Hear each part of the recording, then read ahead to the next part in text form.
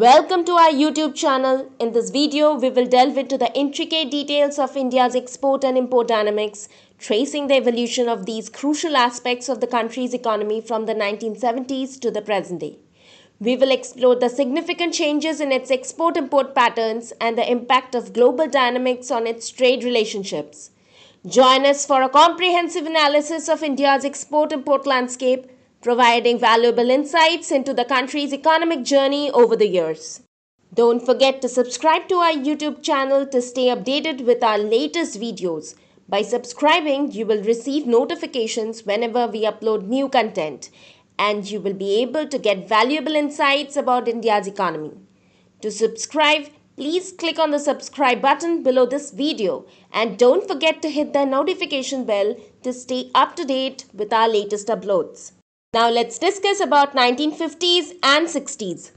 India's export and import dynamics during the 1950s and 60s were shaped by various factors, including the aftermath of World War II, the country's trade policies, and the rise of specific industries. India's trade patterns were significantly impacted by World War II, leading to the depletion of industrial machinery and railway rolling stock. The economy emerged weaker after the war, with shortages of food and other articles and a multiplicity of controls. The partition of the subcontinent between India and Pakistan at the moment of independence further disrupted the economy. The composition of India's exports remained heavily biased towards traditional items such as tea, jute manufacturers, mining products, and cotton fabrics. These items accounted for a significant portion of India's export earnings during this period. The 1950s marked the early years of India's independence, and the country faced several challenges in terms of industrial development and trade. World War II had disrupted global trade patterns, and India, under British colonial rule until 1947, had primarily served as a supplier of raw materials to the British Empire. However, with the end of the war, India sought to establish its industrial base and reduce its reliance on import. During the post-war period, India adopted a policy of import substitution, focusing on developing domestic industries to reduce dependence on foreign goods. This policy aimed to protect and nurture indigenous industries by imposing high tariffs on imported goods. The focus was on establishing industries in sectors such as textiles, steel, and heavy machinery. The jute industry played a significant role in India's export sector during the 1950s and 1960s. Jute, a natural fiber used for making sacks and packaging material, was a major export commodity for India. The country was one of the world's leading producers and exporters of jute. However, over time, synthetic materials began to replace jute, leading to a decline in its demand and the subsequent challenges faced by the jute industry. Japan's rise as an economic powerhouse also has an impact on India's trade during this period. In the aftermath of World War II, Japan underwent rapid reconstruction and industrialization. The country emerged as a major exporter of manufactured goods, particularly textiles, steel, and consumer electronics. The competitive pricing and high-quality products from Japan posed challenges for Indian industries, leading to increased competition in international markets. While the overall exports remained largely stagnant, the imports grew rapidly. India's export profile during the 1950s and 1960s was primarily dominated by agricultural commodities such as tea, coffee, spices, and jute. These commodities were in high demand in international markets, especially in Europe. However, India's industrial development remained relatively modest, and the country relied heavily on imports for capital goods and industrial machinery. To address the trade deficit and promote industrial growth, the Indian government implemented policies to restrict imports and encourage domestic production. Import tariffs were increased and licenses were required for importing goods. The focus was on developing domestic industries and achieving self-sufficiency in sectors like machine tools, heavy machinery, and consumer goods. Now let's discuss what happened in 1970s. During the 1970s, India's export and import dynamics were influenced by various factors, including the country's trade policies, the price of crude oil, and the rise of specific industries. India's export performance during this period was relatively strong, with the country's share in total world trade increasing from 1.8% in 1960 to 2.2% in 1970. However, the composition of India's exports remained heavily biased towards traditional items such as tea, jute manufacturers, and cotton fabrics, which accounted for a significant portion of India's export earnings during this period. Belgium had a significant impact on India's trade during the 1970s, particularly in the diamond industry. Antwerp, Belgium was and continues to be a major global hub for diamond trading and polishing. Indian diamond merchants and polishers established strong ties with their Belgian counterparts, leading to a substantial flow of diamonds between the two countries. Belgium played a crucial role in India's diamond industry by sourcing rough diamonds and providing a market for polished diamonds. The very well-established Jews of Antwerp started focusing on larger stones, left the cutting and polishing of smaller diamonds to Indians, mainly from Gujarat. The 1970s witnessed a surge in India's diamond polishing industry. India today has emerged as a global leader in this industry. The 1970s were also marked by an increase in the price of crude oil, which had a profound impact on India's imports and trade balance. The Organization of Petroleum Exporting Countries (OPEC) implemented several oil price hikes in response to geopolitical events and increased demand. As a result, India, heavily reliant on imported oil, faced rising energy costs and a growing import bill. The increased oil prices strained India's foreign exchange reserves and impacted the overall balance of trade. Garment exports played a crucial role in India's export profile during the 1970s. The country's textile and garment industries experienced significant growth during this period. India became a major exporter of textiles, including ready-made garments, to markets in Europe and the United States. The government implemented policies to promote textile exports, including providing incentives to manufacturers and streamlining export procedures. The popularity of Indian textiles, renowned for their quality, craftsmanship, and affordability, contributed to the growth of the garment exports. India's import profile during the 1970s included a wide range of goods, including machinery, capital equipment, and industrial raw materials. The country aimed to promote industrialization and self-sufficiency by importing machinery and technology for its growing industrial sector. Import substitution policies continued to be relevant, with the government imposing high tariffs on certain goods to protect domestic industries. The country was also a large importer of fertilizers and inputs for the fertilizer industry. Much of the imports was restricted. The import policy had a few items in open general license, where relatively easy imports were allowed. The rest were in limited permissible list, where the government gave specific licenses with qualities and value defined. Then there were banned items. While import of gold was not allowed until much later, except for exporters of gold jewellery, this was also the period of large-scale illegal gold smuggling from West Asia. India's trade balance faced challenges during the 1970s due to rising oil prices and the import of capital goods. The country experienced a significant trade deficit, necessitating measures to conserve foreign exchange reserves. The government implemented policies to curtail non-essential imports and promote export-oriented industries to address the trade imbalance.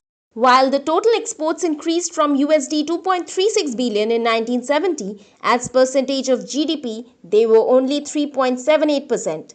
By 1980, they had risen to USD 11.44 billion and were 6.14% of the GDP.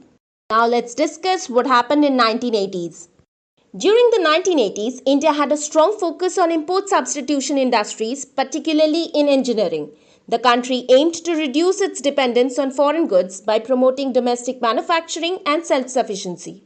This strategy involved encouraging the growth of industries that could produce goods that were previously imported, such as automobiles, machinery, and consumer electronics. To support the engineering sector's growth and boost exports, the Engineering Export Promotion Council (EEPC) was established. The EEPC played a crucial role in promoting Indian engineering products and services in international markets, facilitating trade fairs, exhibitions, and buyer-seller meets. Today, this is one of the largest sectors of exports from India. To stimulate industrial growth and trade, the government introduced policies such as duty-free imports. Under this scheme, certain raw materials, machinery, and components required for manufacturing were allowed to be imported without paying import duties. This move aimed to reduce production costs and make Indian products more competitive in global market. The import policies, which defined goods under OGL and limited permissible list, where licenses needed to be obtained, continued during this period. The emergence of China as a global manufacturing powerhouse had a profound impact on India's import and export dynamics during the 1980s. The big impact, of course, would come in the later decades. While some pharmaceutical manufacturing and exports commenced in the 1970s, it gained prominence in the 1980s. During this period, India also faced patent disputes in the pharmaceutical sectors. The country's patent laws were not fully aligned with the international standards, which led to the conflict with multinational pharmaceutical companies. Indian companies were able to produce new pharmaceutical drugs at a very competitive prices by altering the manufacturing process. Globally, pharma companies were awarded product patents. Manufacturing of several chemicals, petrochemicals, and exports of several new products started during this period. So in the 1980s, India was like a busy marketplace with lots of changes happening. They were figuring out how to make more at home, sell abroad, and deal with competitions from places like China, all while keeping things fair and affordable for everyone. India also made large-scale project exports first to GCC countries and then to parts of Africa in the 1970s and the 1980s. While TCS started in the late 1960s and SIPS in Mumbai was established in 1974, the software exports started in a meaningful way during this decade. Now let's discuss about the 1990s. While India made several efforts to diversify in a meaningful manner, the country hit a massive foreign exchange crisis. There were large-scale imports of capital goods and industrial raw materials and components.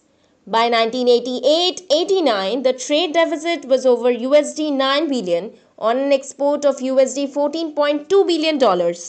Severe import compression measures were imposed in late 1980s and 1990s, and the trade deficit was brought down to $2.8 billion in 1991-92. This was also a period of severest foreign exchange and economic crisis. A new coalition government under PM Narasimha Rao came during this period. There was a complete rethink in India's economic and trade policies and reforms, often with the guidance of IMF, were made during the next decade. The import policies were made more liberal as India started fitting the global trade frameworks. Diamond exports played a crucial role in India's trade during the 1990s. India emerged as a global leader in diamond cutting and polishing, with the city of Surat becoming a major hub for the diamond industry. While the garments export had shown a lot of promise during the 1980s, the importing countries also established a regime favoring countries which were even less developed than India. China also emerged as a leading competitor.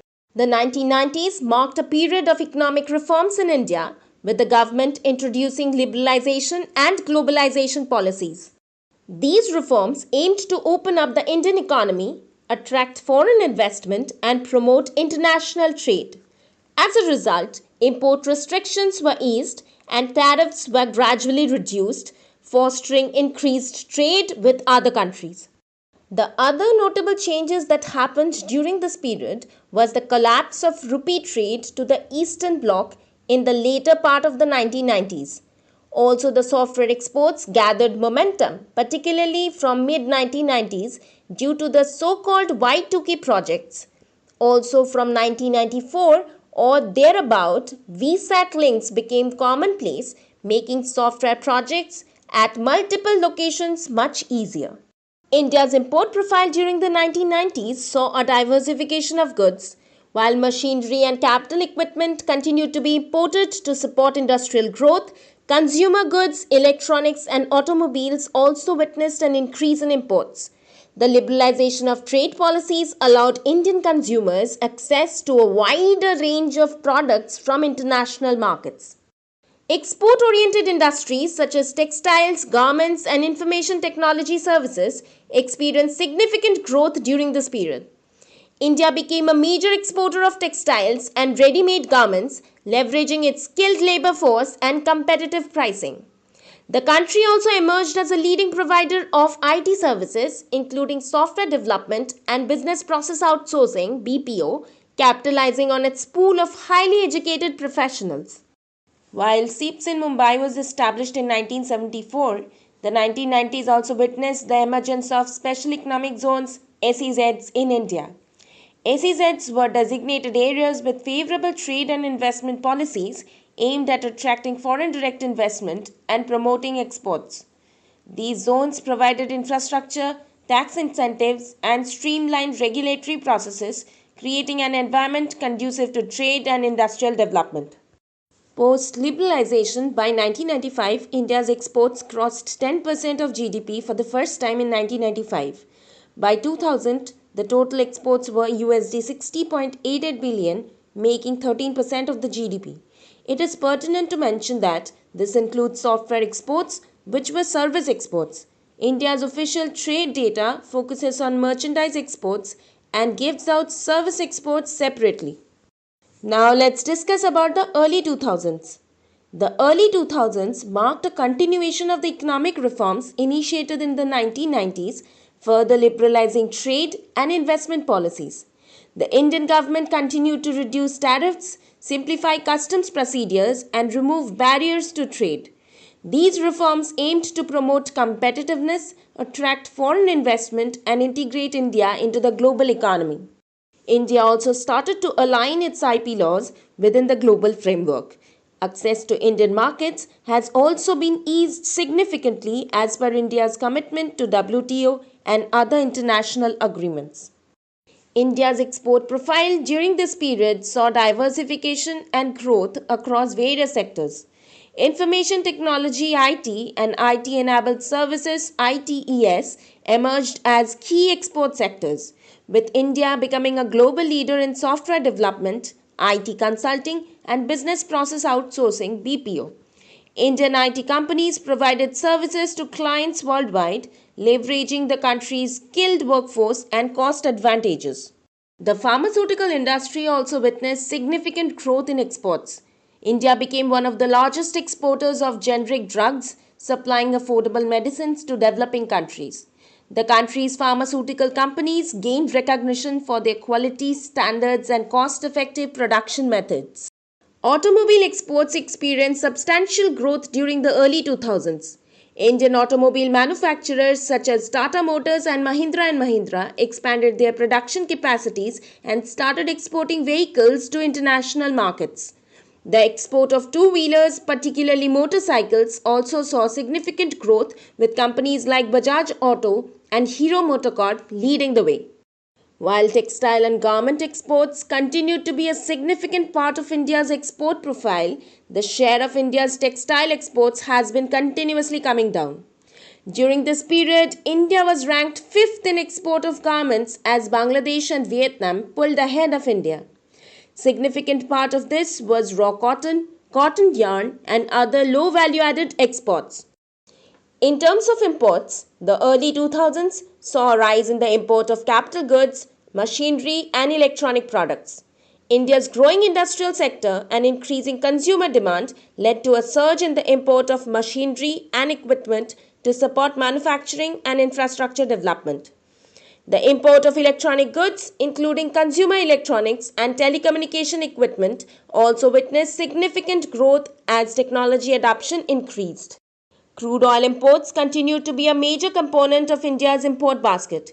As the country's energy demand grew, India became increasingly dependent on imported crude oil to meet its needs.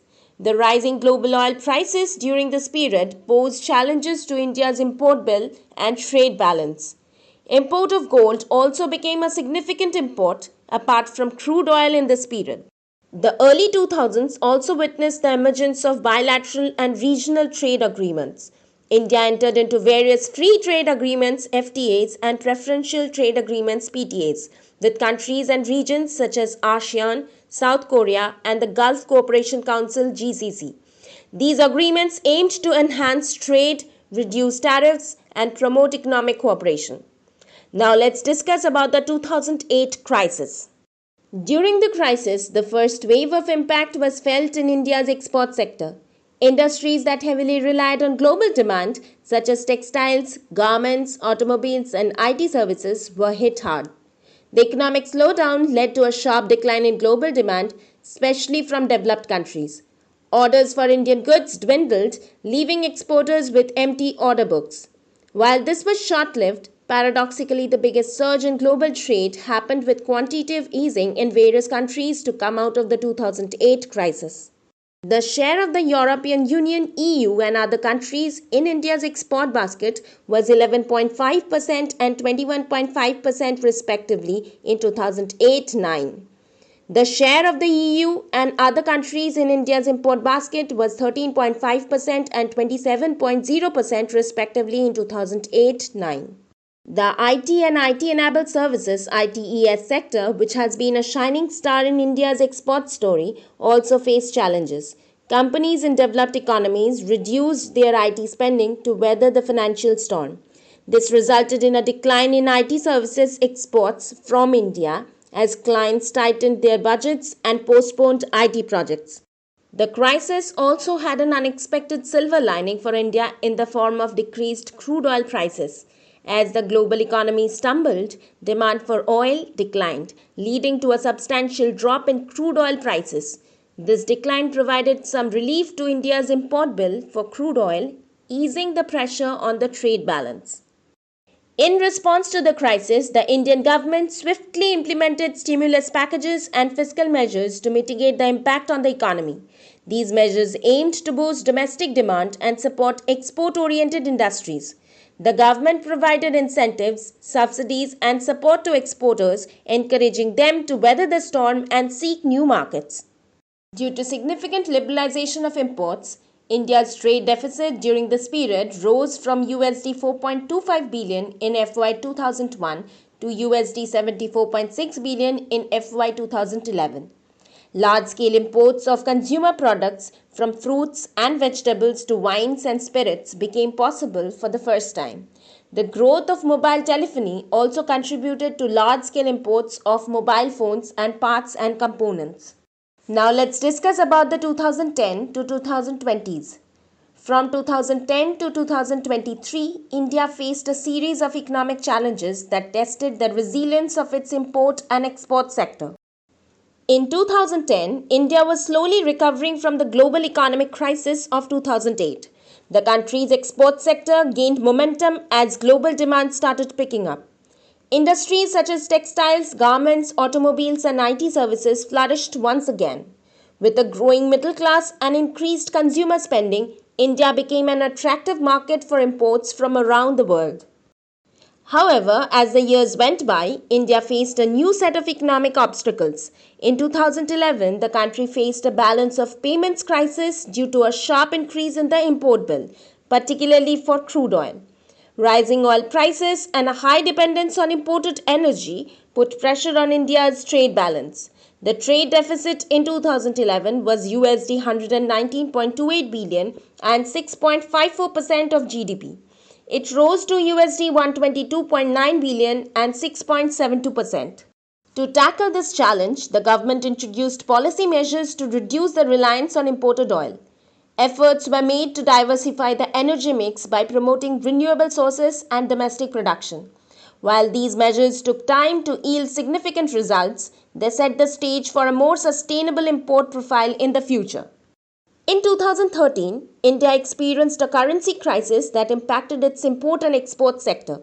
The value of the Indian rupee depreciated significantly against major currencies, making imports more expensive. This led to a decline in imports, particularly luxury goods and non-essential items. On the export front, the crisis presented an opportunity for Indian exporters. The depreciated rupee made Indian goods more competitive in international markets, giving a boost to sectors such as textiles, garments, and IT services. Exporters capitalized on the favorable exchange rate and explored new markets to diversify their customer base. While India was still recovering from the currency crisis, it faced another setback in 2016 with the demonetization policy. The decision to invalidate high quality currency notes had short term disruptions in the economy, affecting both imports and exports. Businesses faced liquidity challenges, leading to a slowdown in trade activities. However, the Indian economy gradually recovered from these setbacks. The government implemented structural reforms and policy initiatives to enhance ease of doing business and attract foreign investment. These efforts, coupled with a growing domestic market, spurred economic growth and contributed to the revival of India's import and export sector. In the following years, India witnessed positive trends in its trade performance. The company's export sector diversified further with increasing focus on high-value manufacturing, pharmaceuticals and IT services. Simultaneously, imports of capital goods, machinery and consumer goods grew to meet the demands of a developing economy. In 2022-23, exports of computer software and services, which includes IT, iNDIA'S, IT-enabled services, and business process outsourcing (BPO), grew 12.2% to $193 billion. The IT services sector continues to lead in terms of market share and is also likely to be the best performing segment of FY 2022, with a year-on-year growth of 8.3%. While the world suffered on account of Russia-Ukraine war, India and in particular Reliance Industries also had a windfall. India imported large quantities of Russian crude and exported finished products. The total exports of refined petroleum products in FY23 was around $86 billion. India's trade story continued to evolve, and by 2023 the country had established itself as one of the world's major importers and exporters.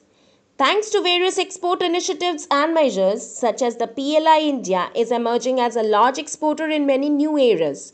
In FY23, the mobile phone exports from India exceed $11 billion, and this year it is likely to be over rupees 1.2 trillion, that is around $14 to 15 billion. Here is a brief snapshot of our imports and exports in FY23 and FY24. We have seen that the evolution of India's foreign trade has had a topsy-turvy history. It has been dominated by large-scale energy imports. In the recent years, both exports and imports are well diversified. India has traditionally always had a large deficit in merchandise trade and a surplus in service trade, thanks largely to software exports.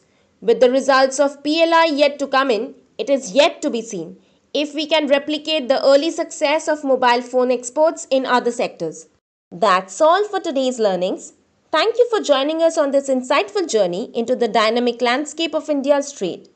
If you found this video informative, don't forget to subscribe to our channel and turn on the notification bell so you never miss out on our latest updates and analysis.